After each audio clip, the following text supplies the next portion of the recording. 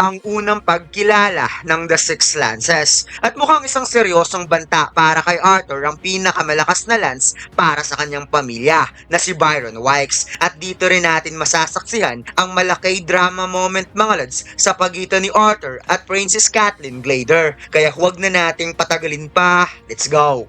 Nagsimula ang chapter na ito kung saan naalala ni Katy ng isang pangkaraniwang bata na may hahalin tulad ng kanyang kuya sa mga kaibigan nito. Sa madaling salita, yun ang akala niya sa maikling panahon na nakilala niya ang batang ito. Subalit sa hindi malamang dahilan na tila ba lagi siyang napapatingin at hinahanap ito ng kanyang mga mata dahil marahil dito niya na-realize na sobrang naiiba ang batang to sa pangkaraniwang batang lalaki na nakasanayan niya. At ipinakita dito mga lads na si Catelyn pa lang unang nakapansin kay Arthur nung nirelease ng ating bida ang napakatinding bloodlust towards Sebastian na hindi napansin ng lahat at ang magnanakaw ang napagbintangan at ngayon it's turn out na si Catelyn lang pala ang nakapansin sa ginawa ni Arthur. At kahit sa moment nung harapang inunsulto ng ating bida ang hari ay talagang na-realize ni Catelyn na siya ay naiiba. Pagkatapos, lumipat ang eksena kung saan tagumpay na naharangan ni Catelyn ang atake ng estudyante gamit ang ice magic. Biglang napasigaw si Curtis nang nakita ang kaguluhan na napatanong kung ano ang ibig sabihin nito.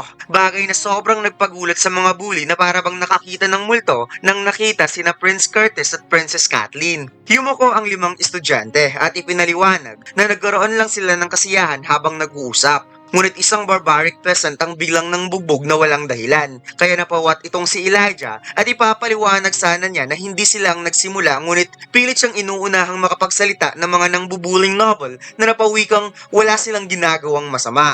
Nakita ni Princess Catelyn ang bugbog sarado na dwarf, realizing na hindi na kailangan ng paliwanag sa nakikita niyang injury na natamo ngayon ng batang dwarf.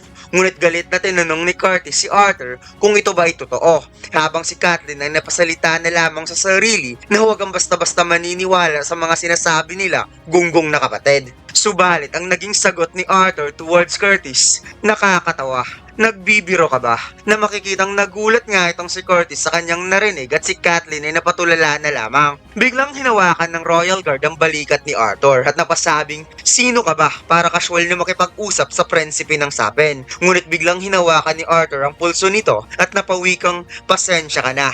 Nagiging bastos lang naman ang pananalita ko kapag nakakarinig ako ng puro katarantaduhan. Habang ang Royal Guard ay hindi makapaniwala kung paanong nagkaroon ng ganitong lakas ang isang maliit na bata. Biglang pumagitna si Vincent upang humingi ng pasensya at ipinaliwanag na ang ibig sabihin ng kanyang pamangkin na ang mga batang ito ang siyang hindi nagsasabi ng totoo. Kaya habang nakikinig, dito na parang naliwanagan si Curtis at na-realize niya na si Mr. Vincent Helsty pala ang nagsasalita. Paliwanag ni Vincent na papunta na sana sila sa plaza para sa malaking anunsyo nang nadaanan nila ang isang grupo ng mga batang siga na pinagkakaisan at binubulyo ang isang batang dwarf. At bigla na lamang napasukan ng dugo ang batang binugbog na siyang nasaksihan ni Curtis. Galit na kinumpronta ni Curtis sa mga nagsisinungaling na mga estudyante, kaya tinanong niya ang pangalan nito.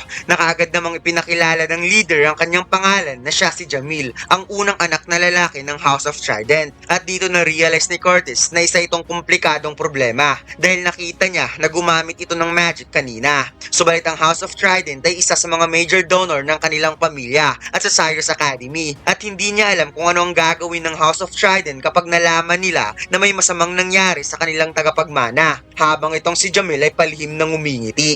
Biglang nagsalita si Catelyn at sinabi na si Jamil ay gumamit ng magic sa pampublikong lugar, kaya ito ay papatawan, ngunit biglang pinigilan ni Curtis si Catelyn at sinabi na sa huli wala namang nagkaroon ng seryosong injury, kaya kung papayag ang lahat, kung ayos lang, papalampasin na lamang nila ito. Habang si Jamil ay sobra na talagang nasisiyan dahil ito daw ang nangyayari kapag laging pinupuno ng kanyang ama ang pondo ng kaharian ng Sapin gamit ang gold. Hindi lahat ng royal family ay kaya siyang galawin. Subalit, bigla na lamang niyang narinig na napatanong si Arthur kay Vincent na diba, dala mo ngayon ng isang two-way scroll communication na Uncle Vincent? Nasagot naman itong, Oo, bakit? Anong gagawin mo? Na makikitang napansin din ni Curtis na parang may tatawagan si Arthur. At dito'y binanggit ng ating bida ang pangalang Cynthia Goodsky upang ito ay kusang lumitaw sa scroll para makausap.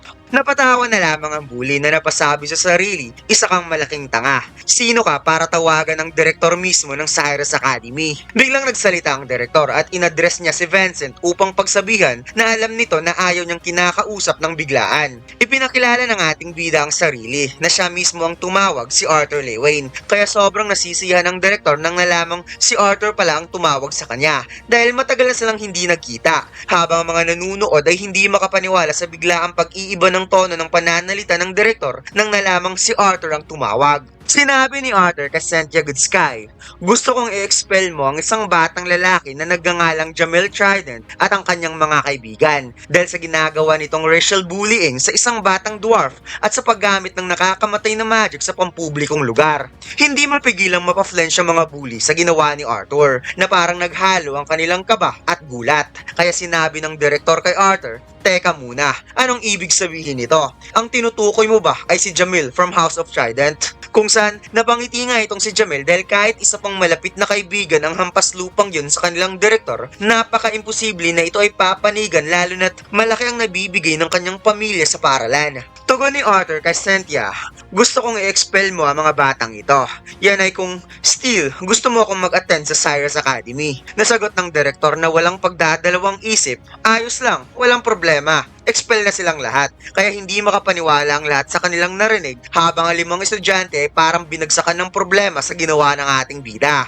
Pagkatapos maya-maya, umuwing luhaan ang mga buling estudyante habang si Jamil ay tinawagan ng kanyang ina at pinagalitan. Dumating rin ang mga medical team para dalhin sa hospital ang nabugbog na bata habang humingi naman ng paumanin si Curtis kay Arthur sa kanyang naging ugali kanina. Kaya humingi rin ng apology ang ating bida sa ipinakita niya kanina dahil nadala lang siya sa emosyon. Uwi ka ni Curtis na may karapatang magalit si Arthur dahil kahit nanggaling pa sila sa House of Trident, hindi dapat pinapayagan ng racism sa kontinenteng ito. Pumasok na si Curtis sa karwahe at napasabing sakit sa ulo talaga ang mga estudyanteng yon habang si Kathleen ay nakatingin lang sa labas. Uwi ka ni Curtis na parang bahagya niyang naalala ang ganitong pakiramdam nung una niyang nakilala si Arthur. Pero sa tingin niya, may kakaiba talaga sa batang yon. May mabuti itong kalooban but still, ngunit bigla na lamang napansin ni Curtis na hindi na naman siya pinapansin ng kapatid niya at nagulat na lamang siya nang bigla itong tumayo.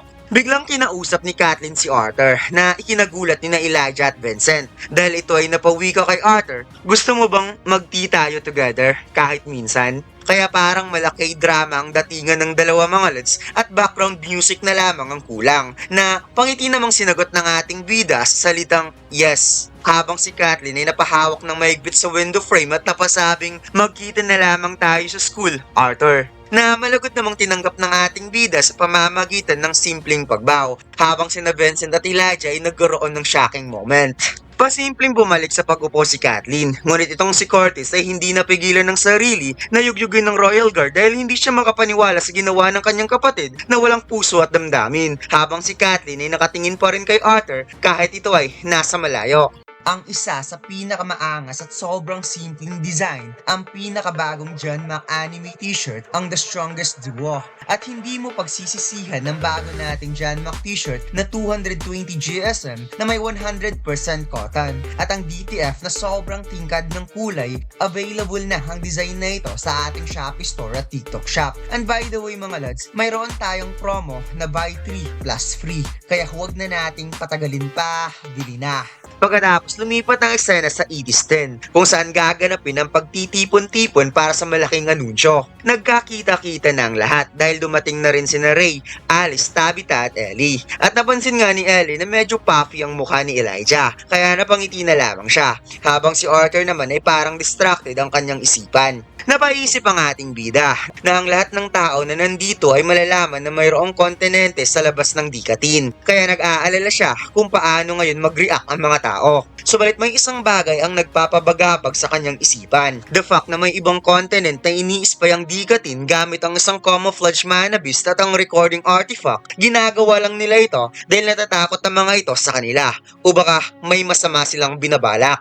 Kaya napatanong si Arthur sa sarili kung tama ba ang ginawa niya. na bigyan ng kakayahan ng Dikatin na makarating sa ibang continent. O baka ito ang mas nakabubuti dahil kung totoo ngang mapanganib sila, posibleng mauunahan nila ito sa pag-atake. Ngunit may biglang nagtanong kay Arthur kung okay lang ba siya. At ito nga ay si Alice na napasabing mukhang napaka-distracted ngayon ng kanyang anak kasi sa nakasanayan. Kaya napangiti ang ating bida at napasabing syempre ayos lang ako ina. Everything is fine. Kaya napauwi ka na lamang si Alice. Sige na nga. Magpapanggap na lang ako na ang iniisip kayo ng kanyang anak ay isang normal na iniisip ng isang 12 years old na bata.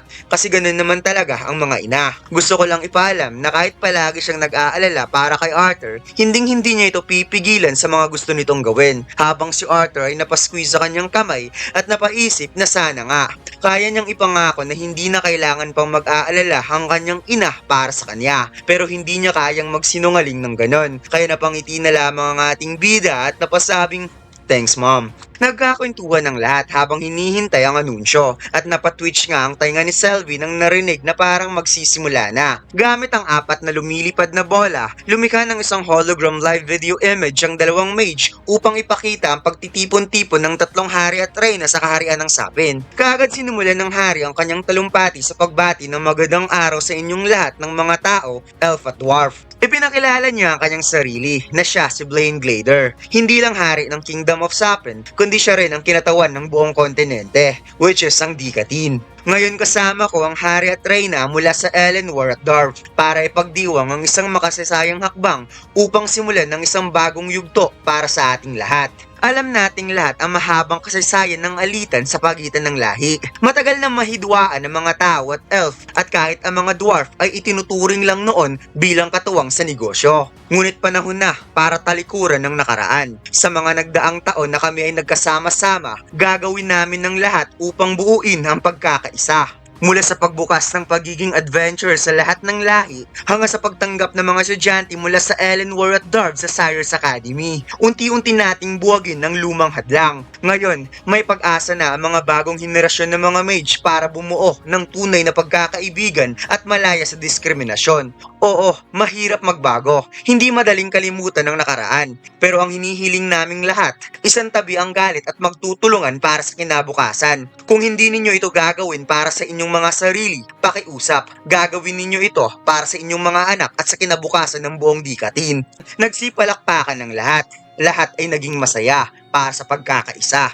Tumayo si King Alduin at sinimulan niya ang kanyang talumpati sa pagbati at sinabi, "Isang karangalan para sa akin na makapagsalita sa makasaysayang araw na to. Lubos kong sinusuportahan ang hangarin ni King Glader para sa kinabukasan. Ngunit malinaw ang ating layunin na hindi pa rin natin ganap na uunawaan ang kabuuan ng Dikatin. May mga sulok na lugar na hindi pa napupuntahan ng mga tao dahil sa matinding panganib. Kaya ngayong araw, formal naming ipinapaalam na may natagpuan kaming ebidensya na may isa pang kontinente." Biglang nag-iba ang ihip ng hangin. Ang kasiyahang nadama ng lahat ay bigla na lamang napalitan ng pangamba at takot. Kaya napaisip si Arthur na tama nga talaga siya. Hindi maganda ang kahahantungan nito. Nakikiusap si King Alduin na huminahon ng lahat dahil kahit sila mismo ay wala pang gaanong alam patungkol dito. Kaya tinatanong din nila ang kanilang mga sarili. Ang alam lang nila ay may isa pang kontinente na hitik at puno ng hiwaga, pakikipagsapalaran at posibleng mapanganib. Ngunit ang mga tao ay parang hindi na nakikinig kay King Alduin dahil sila na mismo ang nag-uusap-usap sa mga posibleng panganib para sa kanila. Biglang tumayo ang hari ng mga dwarf at sinabi na tumahimik kayong lahat. Kaya ang lahat ay napapay attention sa lakas ng boses ng King of Dwarf. Wika niya, tulad ng sinabi ni King Alduin, marami pa tayong hindi alam patungkol dito. Ngunit sa panahon ng puno ng pagbabago at pagkakaisa, ang pinakamahalaga sa ating lahat ay para sa Dikatin. Panahon na para itigil ang alitan sa pagitan ng mga lahi na kahit magkaiba ang ating kultura at anyo, iisa lang ang ating pinagmulan. Lahat tayo ay mga anak ng Dikatin at ako mismo buong puso kong ipagmamalaki hanggang sa mararamdaman ito ng mga sumusunod na henerasyon. Nagsisipalakpakan ng lahat at bumalik ang ngiti at kasiyahan. Wika ng King of Darv, ang pagkakaisa ng tatlong lahi at kaharian ay hindi mangyayari sa isang iglap lang dahil nangangailangan ito ng oras at pagtutulungan. Kaya ngayong araw, itatalaga nila ang 6 na individual na magsisilbing kinatawan ng buong Dikatin. Sila ay pinili bilang pinakamahusay, may tapang, talino at lakas mula sa kanilang bansa. Tungkulin nilang protektahan ang ating kontinente at gabayan ito habang humaharap tayo sa bagong yugto ng ating kasaysayan. Kaya mula sa araw na ito, sila ay kilalanin bilang the Six Lances. Bawat lance ay sumisimbolo ng ugnayan hindi lang sa kanilang kaharian kundi sa buong dikatin.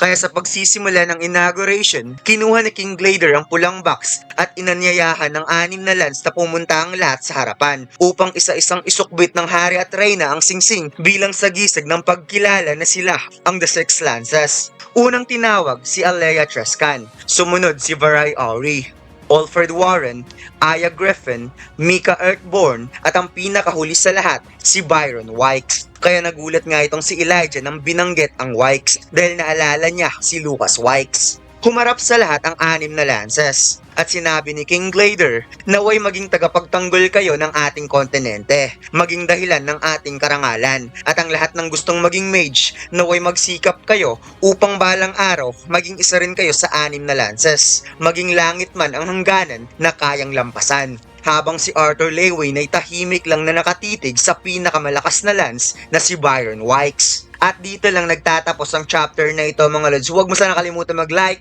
comment at mag-subscribe sa ating YouTube channel at mag-follow sa ating Facebook page. Salamat!